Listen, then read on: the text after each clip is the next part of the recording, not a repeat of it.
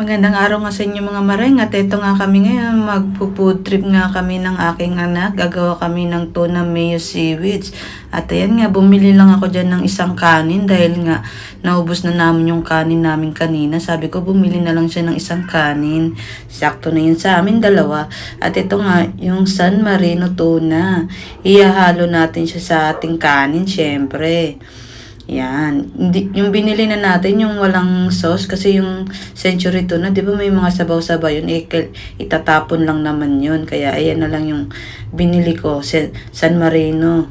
Tapos, lagyan na rin natin ng mayonnaise. Ihahalo rin natin dyan sa ating nilagay na tuna rice. Ayan. Iubos na natin yung isang sachet. Saktong-sakto lang pala yan maring sa isang kanin natin. Kaya, tipid-tipid lang tayo dyan, kaya saktong-sakto lang. Hindi tayo bibili ng mas malalaking cheese whiz at mayo.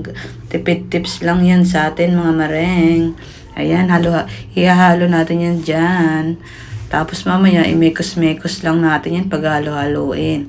Inubos ko nga pala dyan yung 2 sachet na cheese whiz na magkasama. Dahil walang gunting, ginamit na natin ng mahiwagang ngipin.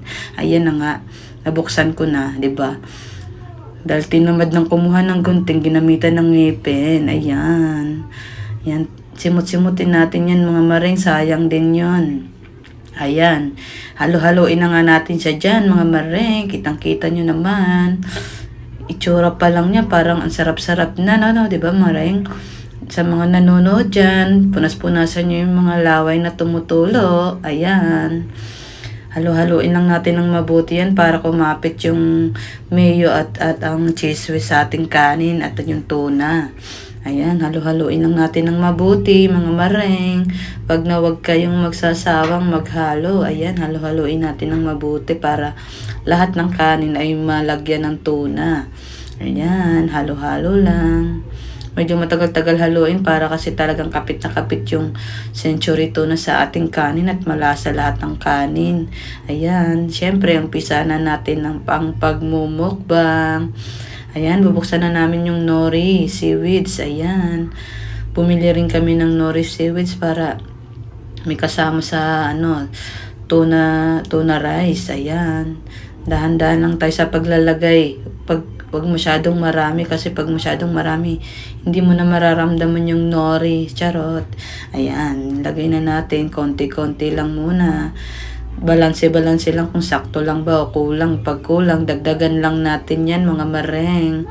Ayan, tamang food trip muna tayo mga mareng. Let's go. Tikman natin unang kagat. Yummy! Enjoy na enjoy kami niyan mga maring kasi sarap-sarap pala niya. Akala ko hindi siya masarap tignan yung pinapanood ko siya pero masarap pala talaga. Try nyo na dyan sa inyong mga bahay mga maring. Pag wala kayong ma-food trip na iba, subukan nyo to. Siguradong mag-e-enjoy at kayo at masasarapan at uulit-ulitin nyo siya. Ayan. Sobrang sarap. Napaparami yung kain ko niya, no? Ayan, nakakabusog din siya dyan mga maring kasi nga kanin, di ba? Di ba? Kaya sulit na para ka na rin nagtanghalian yan kasi kanin naman yung nakalagay sa nori. Kaya busog ka talaga dyan. Ayan, sobrang sarap niya mga maring. Nag-enjoy rin yung anak kong panganay, oh. Sobrang sarap daw at masayang-masaya siya at ginawa namin tong tuna rice with seaweeds. Ayan, ang sarap-sarap. 2 seaweeds yung binili ko para sulit talagang ang aming kain dyan. Try nyo na sa inyong mga bahay, mga maring. Murang-mura lang, sobra. Kaya matitikman nyo na tong tuna rice with seaweeds na to. Ayan. Ayan, nakakaraming kain na ako dyan. Sobrang ang sarap talaga mga maring. Try nyo na. At bago pa mahuli ang lahat. Charot. Ayan. Kumuha na nga pala yung anak ko ng tubig dyan dahil nauuhaw na siya. Sabi niya, inom muna ako tubig ma. Sabi ko, sige, painom din ako. Diba? Nag-uusap kami dyan dalawa habang kumakain kami at habang ako sumusubo ng sumusubo. Dahil ang sarap talaga niya mga maring. Promise, hindi kayo magsisisi. Basta damihan nyo lang yung mayo at cheese. Sobrang sarap niya na. Ayan, sobrang sarap. Oh, napapasayaw-sayaw pa ako dyan dahil masarap talaga siya. At syempre, kailangan ko na rin uminom ng tubig. At ayan, iinom na ako ng tubig dyan mga maring dahil uhaw na rin ako dyan. Ayan, let's go. Syempre, inubos ko muna bago tayo uminom ng tubig. Ayan. Let's drink. Let's drink na tayo mga maring.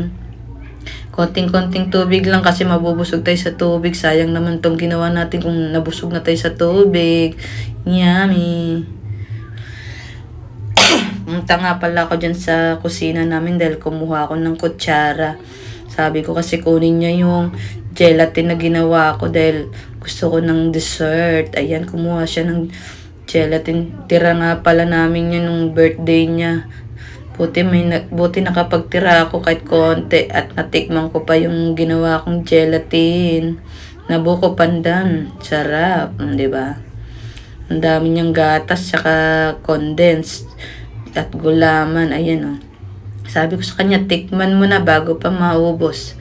Dahil uubusin ko na siya mga mareng. Ayan, ang sarap-sarap ng aming food trip nitong aking anak. Sobrang sarap, mga mareng. Ayan, subulong ng subong tao na to. Ayan, nagpapaalam nga pala ako dyan dahil kinat ko ng aming video dyan, mga mareng. Salamat sa inyo. At syempre nga pala, pumunta kami sa barbershop. Papagupitan muna namin si Alas. Dahil ang haba na ng buhok niya, sabi ko, gupitan na dahil papasok siya ng school, ang haba-haba ng buhok niya, init pa naman sa biyahe namin.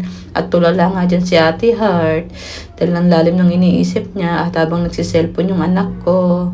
Ayan, sabi namin, muna tayo, At ayan na nga, iyakan na dahil hindi siya sanay magpagupit sa iba. Sa papa niya lang kasi siya nagpapagupit Kaya ayan, nanibago siya na iba yung humahawak sa ulo niya. Nagagalit siya, sabi niya, go home na, go home, help. Ayan, kaya umiiyak siya dyan dahil hindi siya sanay na nagpapagupit sa ibang tao, sa papa niya lang. Kaya sabi ko, hindi pwede na, kailangan mo na magpagupit, ang haba-haba na ng buhok mo na sayang yung pagkapogi mo, kumukha ka namang unggoy. O, tiis-tiis lang muna na, iyak-iyak mo lang yan, mawawala na din yan mamaya. Ayan, kaya sobrang iyak na talaga niya dyan. Sabi niya, Dada, help. At ayan na nga yung resulta ng gupit niya. Ayan, ang pogi-pogi niya na ulit. Ang pogi-pogi naman ng baby ko. Maraming salamat palagi sa nanonood sa aking vlog. God bless po sa inyo palagi. At ayan nga, syempre, nabudol niya ako dyan. Binilhan ko muna siya ng laruan para tumahimik siya. Maraming salamat sa inyo.